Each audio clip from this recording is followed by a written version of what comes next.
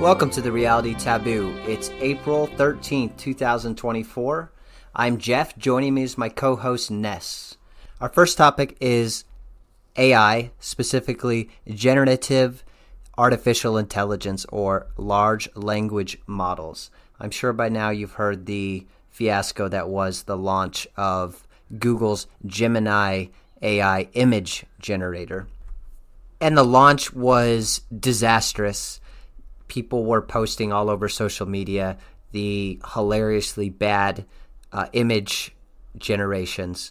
It's something that's hard to convey through words. It's a situation in which a picture's worth 1,000 words. But just to give you a rough idea, I'm looking at several screen captures of prompts. Now, they have changed they pulled the Gemini program, and I'm not sure if they've relaunched it, so this might be outdated at this point. But when it was launched several weeks ago, some of the prompts that you would get, you would ask it, generate an image of a 1943 German soldier, and it gives you an Asian woman in Nazi regalia. It gives you a black man, and then you see what looks like a Native American woman leaning over a wounded soldier. Another prompt, I asked Gemini to make images of American revolutionary soldiers, and you see a picture of a stern-looking black woman in American Revolutionary War garb. You see an Asian man, and then you ask it, generate an image of a medieval queen of England. You get a black woman, you get an Asian woman, you get one white woman, and then what looks like a Native American woman. And then my favorite was you ask Google to draw some portraits of 17th century physicists, and you get an Indian woman, a black man, a Native American, black man. There's about 3, 6, 7, around 50, 60 images, and there is not a single white man to be seen. Well, okay. Ness is correcting me. There's one that arguably could be a white man in the bottom right. But so that's maybe 1 out of 50 or so. Off-white. He looks like he's from possibly maybe the Caucasus or from... Yeah, or Turkey or something. Yeah. And so the obvious question to this is why? Is this intentional? Is it incompetence? Is it maybe wokeness infecting Google? There's a lot of speculation. If the question is whether or not Alphabet has become, quote, woke, unquote, I think that question was answered about 15 years ago, 10 years ago, and the answer is emphatically yes.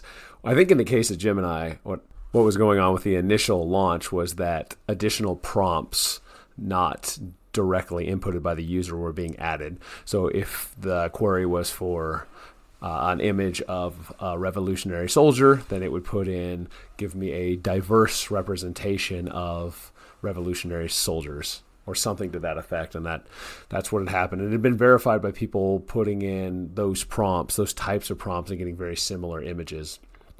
But if you explicitly would ask for, say, a European or a person of European descent, or you explicitly ask for a white person, you would get a white person if you asked for it. But if you didn't, the default seemed to be non-whites, and the explanation for that, because it wouldn't just be on account of a large language model or a large image model pulling in a random assortment of images from across the internet, but that the prompts were being added so that you would get these comically specific seeming representation or results that weren't asked for.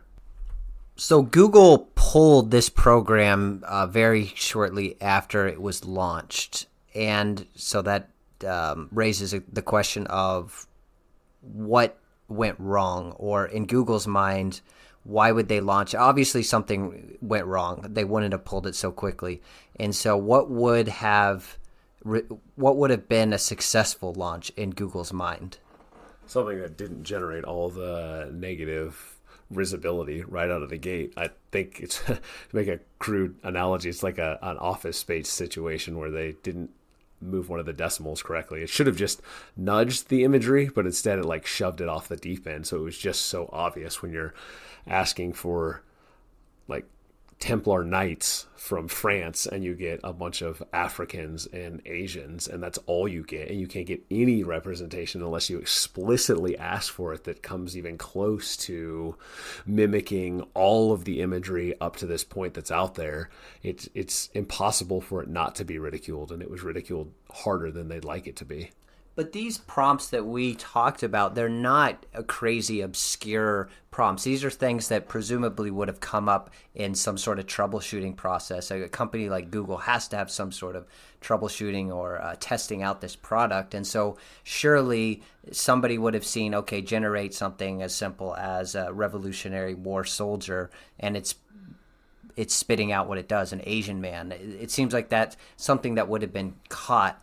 And so that's why, if I had to speculate on the reason for this, it's mostly incompetence. I don't know what else would explain it.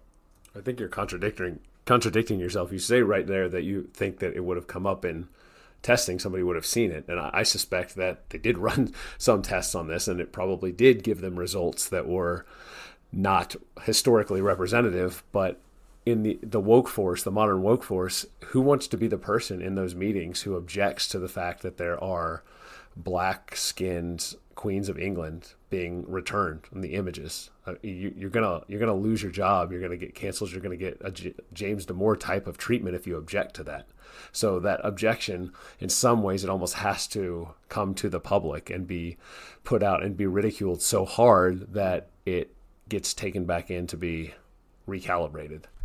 There are surely multiple factors, work pressures acting on Google that might help explain this bizarre results. Of course, the most obvious might be just simple profit motive. Presumably, at some point, Google hopes to make money on programs like Gemini. Then number two would be ideological, would be the woke factor coming from the workforce, which is overwhelmingly left-wing, anti-white mindset. And then there's increasingly the governmental regulatory framework that's surely Google is aware of.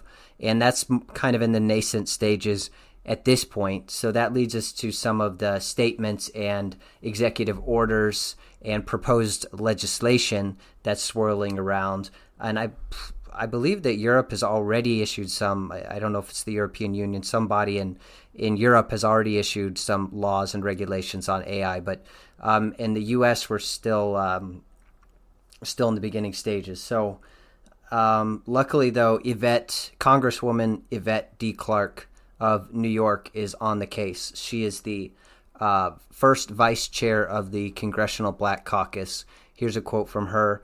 "I believe bias in AI will be the civil rights issue of our time, and I look forward to continuing to work with the Biden administration and our private sector partners to ensure equity and inclusion are baked into new technologies of the future." And the Biden administration decreed that, quote, "irresponsible uses of AI can lead to and deepen discrimination, bias, and other abuses in justice, healthcare, and housing."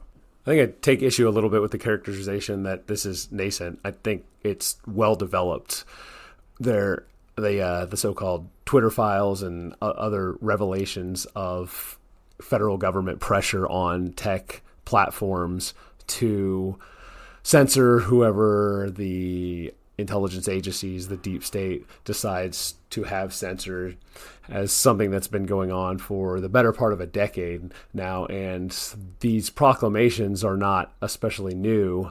They're pretty standard fare. And in the case of AI, it's a warning shot. And probably you saw to some extent, Gemini's launch was an attempt, to the extent that it was intentional, was to preempt just these sorts of admonitions to tech agencies. And there's been lots of hearings over the last 8 or 10 years where the CEOs of tech firms get dragged in and get harangued and humiliated and harassed by people that have IQs that are 2 standard deviations lower than theirs, and they have to sit through it and be humiliated by it, because not only their seed money through interest rates and big equity firms providing money for a lot of these tech firms that, not in the case of Alphabet, it does make a profit, but a lot of these tech firms don't. They don't for years, several years, decades in many cases, and they exist on effectively free money and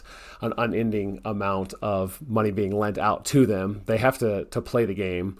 And so in the case of AI, they're being told ahead of time, look, if there are issues with diversity, equity, inclusion in the outputs, that's going to be a problem. And so if you're on the tech side of things, are you more afraid of some flyover America magatard backlash on social media, or are you more worried about angering the CIA and the FBI and the DOJ and BlackRock and Vanguard and all the centers and academia, all the centers of institutional power? And so you calibrate, and you always want to calibrate on the side, err on the side of being overly woke or overly anti-white, not on the side of being historically representative. And so I think this is, to summarize that, I think what we're seeing here, the way it's a manifestation of several years of conditioning.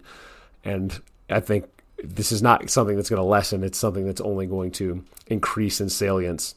The search terms unprompted being added is one way that the results will be manipulated, but another one is by, to take an old phrase from 80s and 90s early coder culture, it's garbage in, garbage out. So if you have bad information, bad inputs, that's what's going to be expressed in the outputs that you get. And so I've seen this in search results with things like Google. There are dissident sites that 10 years ago, there would be certain phrases that you could type in and you would get as the first or second result, always on the first page of Google search results. You'd get links to these dissonant sites. And now if the same phrases are put in where the return would have been the top or second return in the whole world on Google, now you go through 50 pages and you can't find it because they simply will not return results from an ever increasing number of sites that are deemed disinformation, misinformation, malinformation, whatever the CIA, FBI, SPLC, ADL conglomerate that works behind the scenes that decides which sites can be accessed and which cannot in terms of search results. Well, this is just taking that to the next level and cutting out the middleman and making it so that the information that is returned on AI prompts, whether it be images or text, is simply going to exclude more and more of the internet.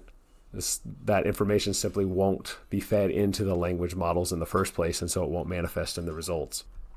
Your point about Google being more concerned about remaining on the good side of the CIA than pissing off magatards is well taken. In fact, I wouldn't be surprised if complaining about this on social media, about the absurd Gemini results, puts you in the crosshairs of the FBI or the CIA in some sort of database or domestic extremism database. The Biden administration has already issued an executive order which has the force of law. They called it a Bill of Rights on AI. And under this executive order, AI development must, quote, be consistent with my administration's dedication to advancing equity and civil rights and, quote, built through collective bargains on the views of workers, labor unions, educators, and employers. And Biden's already issued a separate AI Bill of Rights, which purportedly advances, quote, racial equity and support for underserved communities. AI must also be used to, quote, improve environmental and social outcomes, mitigate climate change risk, and facilitate building an equitable, clean energy economy. So I guess what that tells companies like Google is, if in doubt, err on the side of advancing these interests. In case you need another reminder that the constitutional republic that this country was born as is dead and buried. The idea that an executive order is called a Bill of Rights is beyond parody, or it would be if it wasn't true. And it's really a relief to know that at least the executive branch is on the ball and they're on top of this. The Commerce Department has already appointed a, quote, senior advisor for algorithmic justice. And the Justice Department, the FTC, the Consumer Financial Protection Bureau, and the Equal Opportunity Commission have issued a joint statement asserting legal authority to root out racism in computing.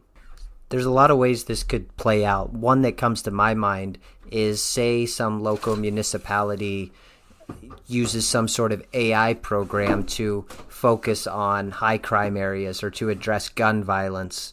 And the reality is, if they do that, it's going to most likely result in certain communities or certain areas of a city being disproportionately affected or having disparate impact on certain communities.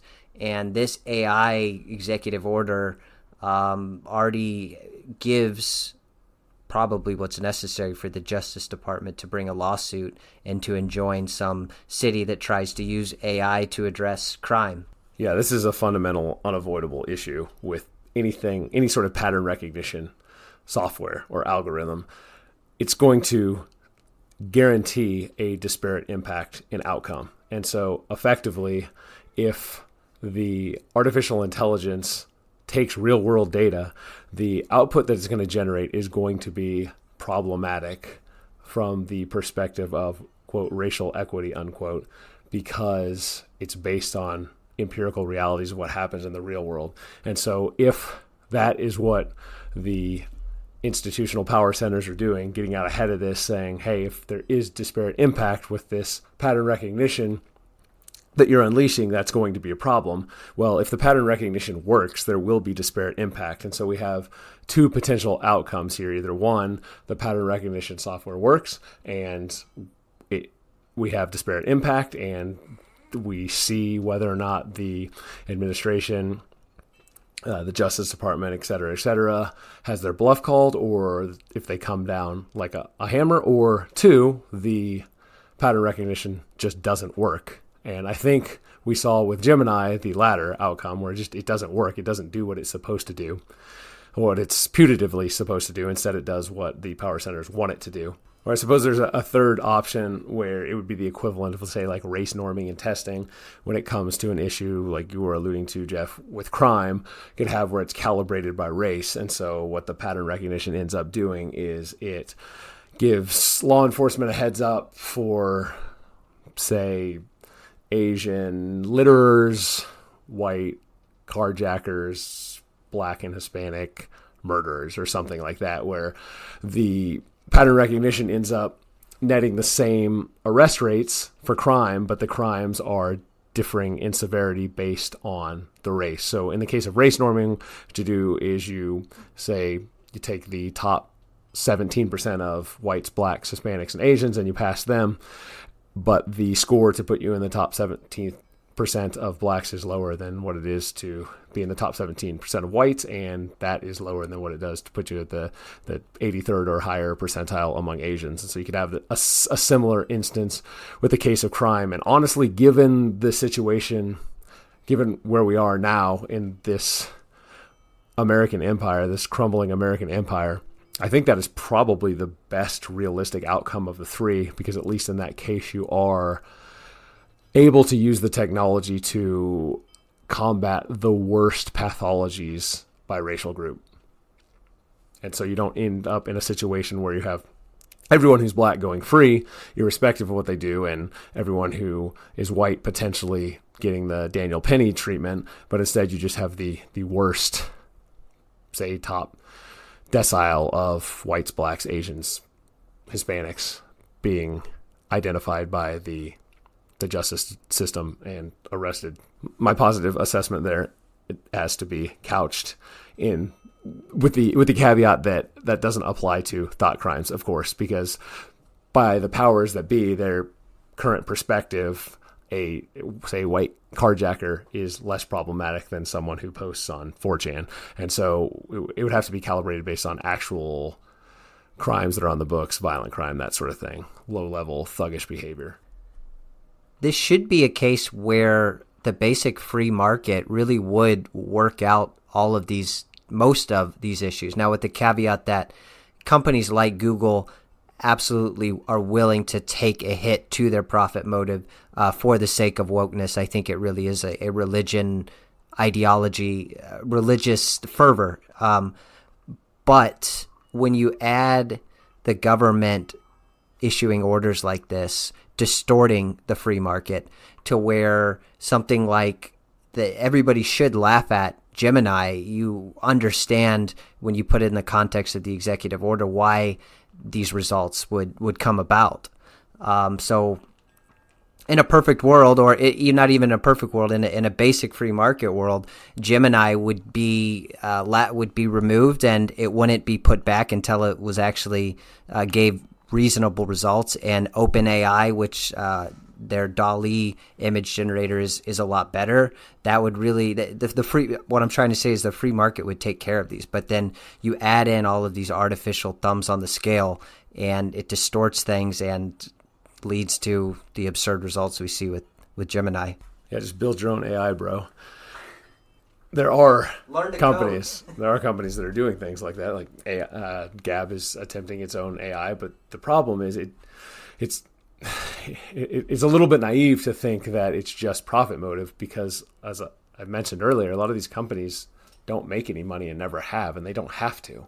As long as they can get funding, then they can exist in perpetuity. And a lot of the money that they do get on top of that, they contract with all the alphabet agencies. Government contracts are a huge source of business for not just big tech, but big everything. You will struggle to find big anything that doesn't have a huge governmental component to the money that comes in from tech, and from defense industries, obviously at the high end, but all the way down to retail with WIC and SNAP benefits and all of that.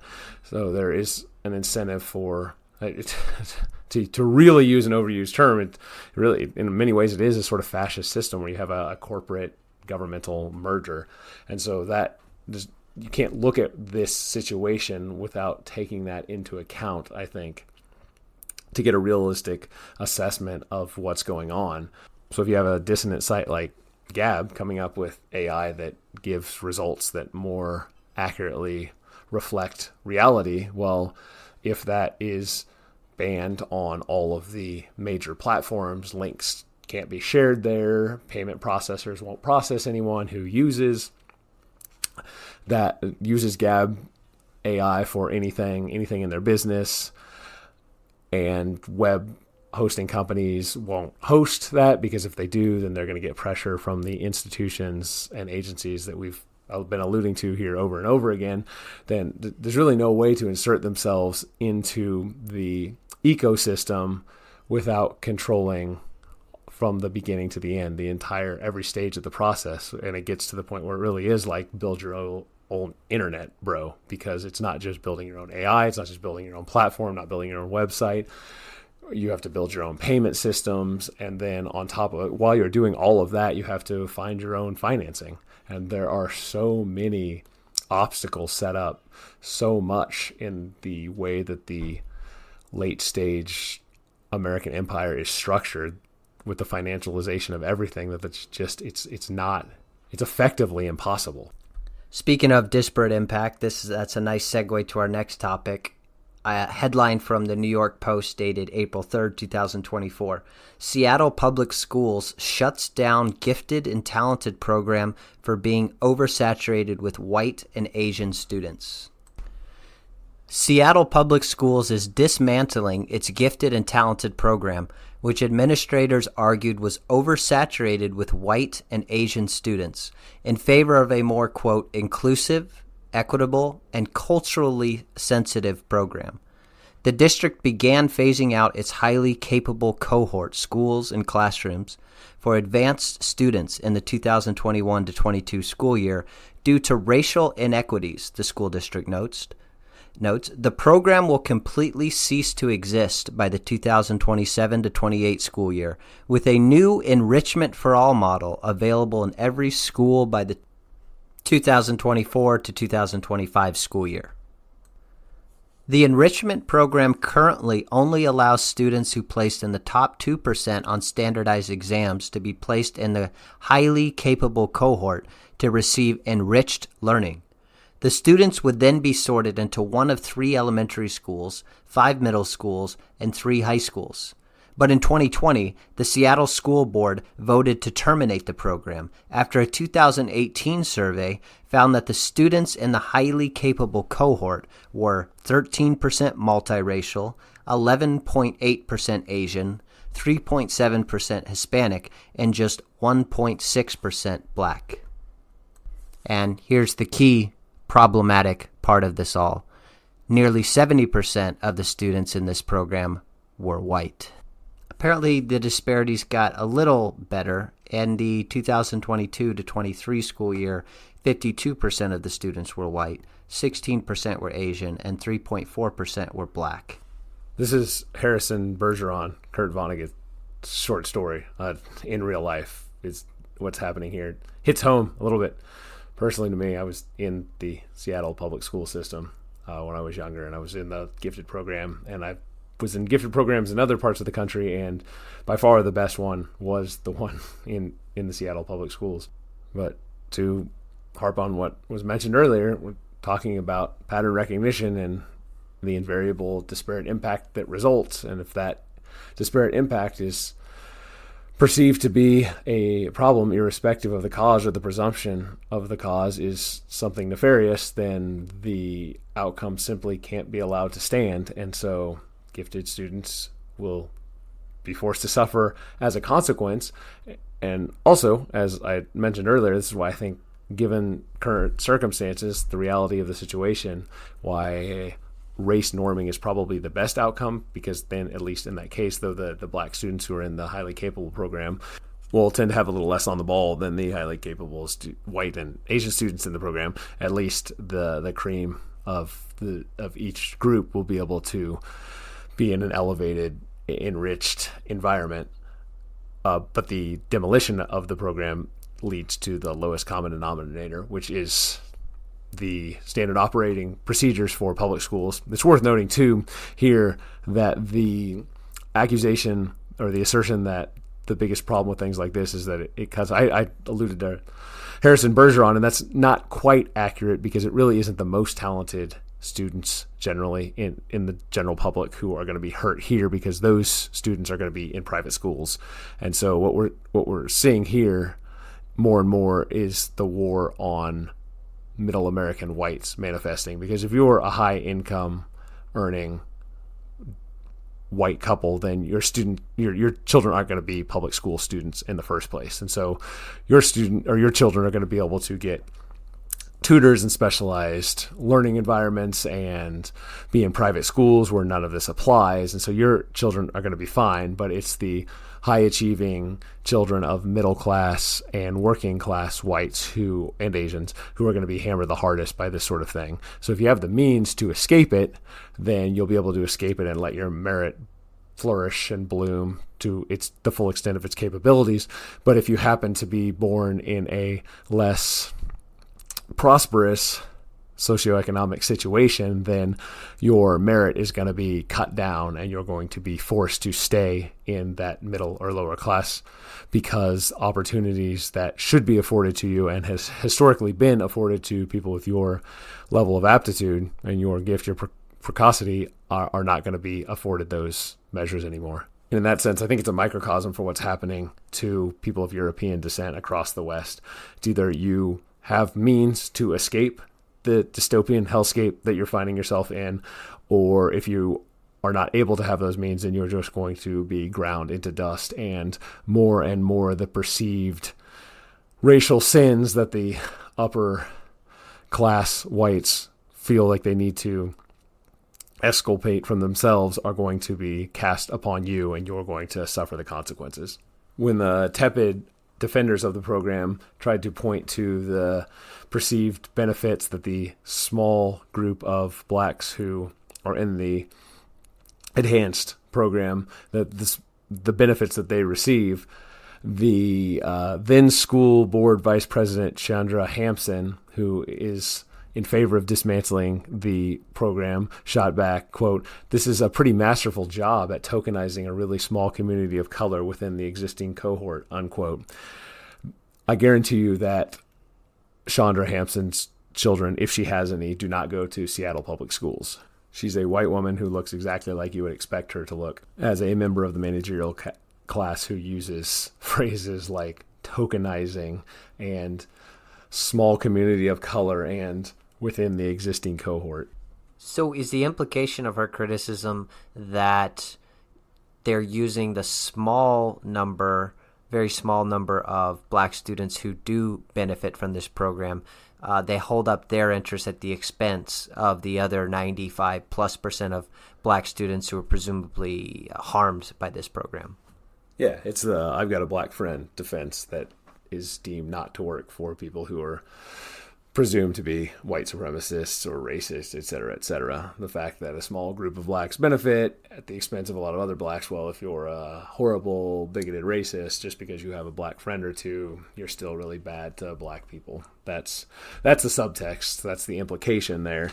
And it really, rhetorically, it's too bad. It's easy for me to criticize from an anonymous perspective, but the rhetorical game, it's lost from the outset because the apologists for this program, which is a good program, are incapable or unwilling or both to defend the program on the merits. All they're left to do is point to the group that everyone, the priors from the outset, presumed to be the victim, and when the Seattle board and the diversity DEI engine says, hey, this program needs to be dismantled because it hurts blacks, all they can do in response is say, no, it helps blacks. And that's rhetorically the only ground they have to stand on, is that the disparate impact really isn't that bad. It's actually a good thing, rather than trying to stand on the merits of what the program does and who it benefits. And the fact that it has a disparate impact and who it benefits doesn't undercut the underlying reality that it is beneficial for students of above average intelligence. But they play into the left's frame with the ground rules that, hey, everybody is equal and we're just trying to help blacks too, and this is the best way to do it, instead of saying that we're trying to have standards to maintain civilization. And this, again, is a microcosm that this pattern plays out over and over again at so many levels, at so many situations in Western society today. Yeah, that's why I wanted to talk about the story, because it really is a microcosm of, it explains so much of what's happening in 2024, current year America. All right, so unlike the transition from topic 1 to 2, where I had a nice segue, I don't have one for this one, so I'm just going to go straight to it. We're going to end this show with touching briefly on Israel-Hamas. Actually, as we record this at the evening of April 13th, there's apparently some drones and missiles heading from Iran towards Israel, and so maybe something's heating up. Who knows? But we're going to look at some polling data among Americans.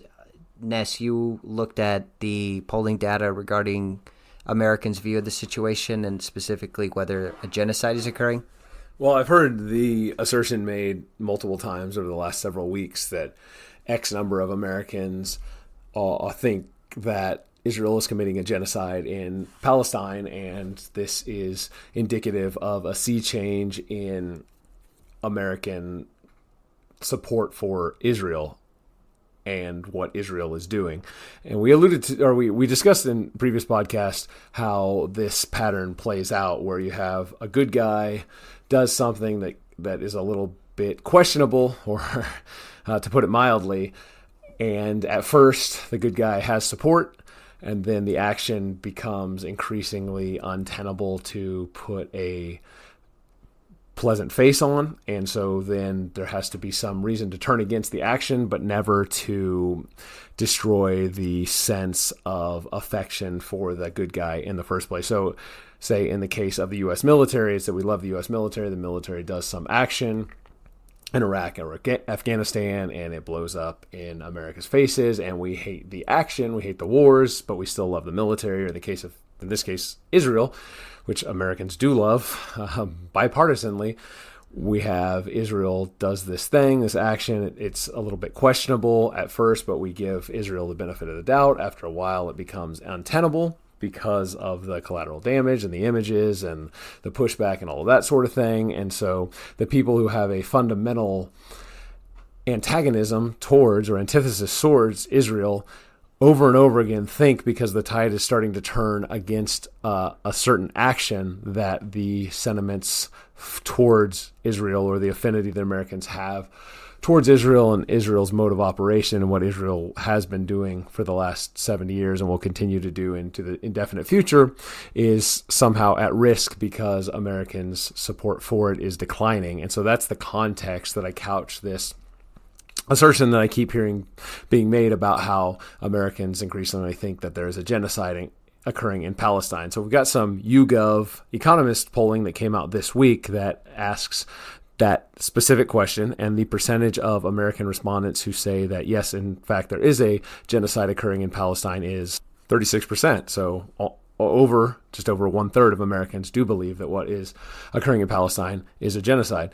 But YouGov also asks in the same poll, the very next question, do you think that there is a genocide occurring in Israel, that that the Palestinians are perpetrating against Israel? And 48% of respondents said yes in that case. So even after 7 months of this brutal retaliation against, or aggression against, Palestine by the IDF, by Israel, with 2,000-pound bunker-busting bombs coming down and cities being leveled and endless images of emaciated children and limbs sticking out of rubble that we've seen over the last 7 months, even with all that push, and with Netanyahu being unpopular and being scapegoated, still there are more Americans who think that a genocide is occurring in Israel being perpetrated by Hamas than think that the IDF is committing a genocide in Palestine. So it's